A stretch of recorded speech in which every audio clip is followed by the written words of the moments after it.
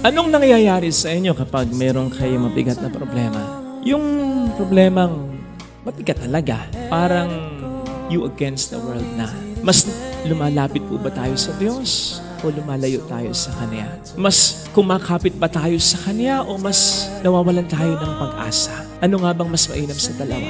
Isa kasi sa mga natural o palasak na reaksyon ng tao kapag nagkakaroon ng matinding problema, yung lumayo sa Diyos.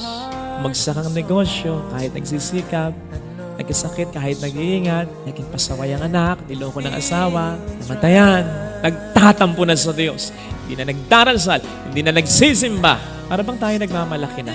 Hindi kaya iniisip natin anong tayo bata pa, pwede rin umepekto sa Panginoon yung ginagawa natin sa ating mga ama at ina, na kapag hindi natin nakuha ang gusto natin, tayo nagmamaktol na sa pag-asang tayo'y aamuin nila. It doesn't work with God. Hindi siyang mag-a-adjust. Tayong dapat mag-adjust sa Kanya. So, hindi niya tayo haamuin. Lalo pat, meron siyang dakilang layunin.